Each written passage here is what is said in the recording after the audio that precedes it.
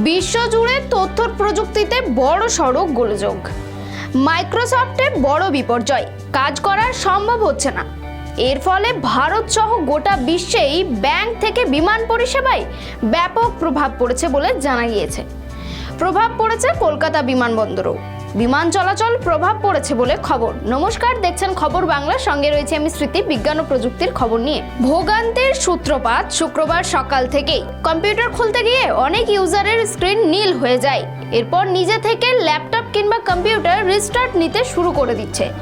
দেখানো হচ্ছে আপডেট নিয়ে, কিন্তু বেশিরভাগ ক্ষেত্রেই আপডেট নেওয়ার পরেও মেশিন খুলছে না, ফলে কোনো কাজ করাও সম্ভব হচ্ছে না।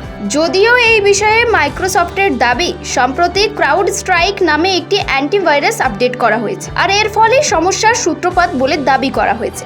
গোটা বিশ্বেই মাইক্রোসফটের মাধ্যমে সমস্ত কাজ করা হয়, হঠাৎ করে তা কাজ বন্ধ করে দেওয়াই কার্যত মাথায় হাত সাইবার বিশেষজ্ঞদের। জানা গিয়েছে, ভারতের পাশাপাশি আমেরিকা, অস্ট্রেলিয়ার একাধিক সরকারি দপ্তর, ব্যাংক এবং বেসরকারি সংস্থায় পড়েছে বলে জানা গিয়েছে।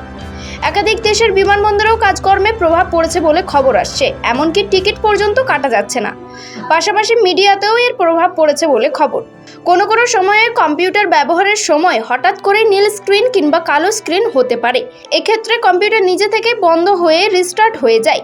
এই সমস্যাকে ব্লু স্ক্রিন অফ ডেথ কিংবা স্টপ এরর বলা হয়ে থাকে। ল্যাপটপ কিংবা কম্পিউটার এই সমস্যা তখনই হয় যখন বড় কোনো সমস্যা দেখা যায়, এমনকি খারাপ হওয়া থেকেও ঠেকাতেও রিস্টার্ট অপশন খোলা আছে।